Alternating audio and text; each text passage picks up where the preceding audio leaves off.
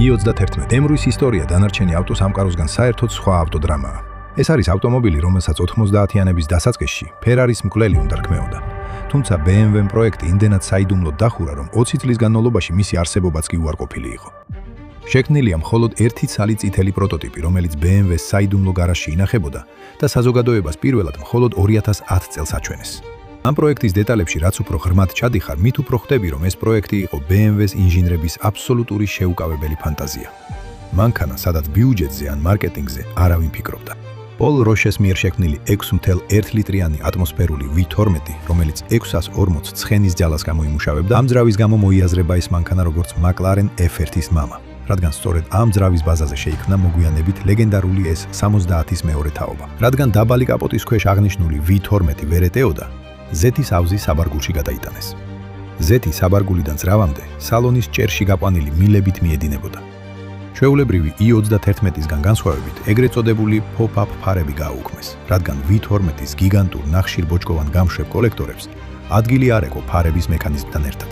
სტანდარტული i31 ცნობილი იყო როგორც მძიმე, ფუფუნებით სავსე GT კლასის მანქანა, მაგრამ M8-ში ყოველგვარი კომფორტი გაანადგურეს. ამოიღეს ელექტროტყავის სავარძლები და დააყენეს კარბონ კევლარის სარბოლო ბაკეტები 4 წერტილიანი ხვედებით. სალონში დააყენეს დამატებითი სენსორები ზეთის წნევისა და ტემპერატურისთვის და ბოძების ადგილას შასი გააძლიერეს roll cage-ის ელემენტებით. დაკიდების სქემაში გამოყენებულია box რეგულირებადი ამორტიზატორები და გაგანიერებული თვლები, რათა 640 ცხენი გზისთვის ეფექტურად გადაეცათ. კაპოტი, კარები და საბარგული კომპოზიტური მასალებისგან დამზადდა. შუშები პლექსიგლასით ჩაანაცვლეს. შედეგად წონა 1453 კილოგრამამდე ჩამოვიდა. ეს არის სტანდარტულ 850-ზე 350 კილოგრამით ნაკლები. იმ პერიოდში იტალიურ გრანდებს, Ferrari-სა და Lamborghini-ს ბაზარზე აბსოლუტურად განსხვავებული კალიბრის ფლაგმანები ყავდათ. BMW-ს 640 ცხენიანი V12 მონსტრი ორივე საგზნობლად აჭარბებდა სიმძლავრით.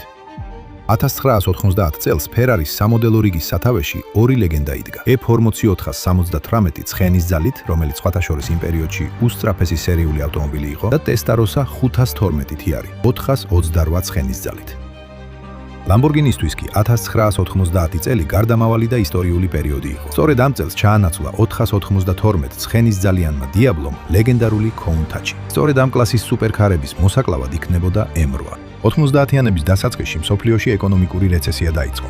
სტანდარტული 850-იც კი, რომელიც $100,000-მდე ღირდა, ძვირად ითვლებოდა და ცუდად იყიდებოდა. BMW-ს ხელმძღვანელობამ ჩათვალა, რომ $200,000-იანი M8-ის სუპერქარი კომერციულად სრული კატასტროფა იქნებოდა და პროექტი დახურა.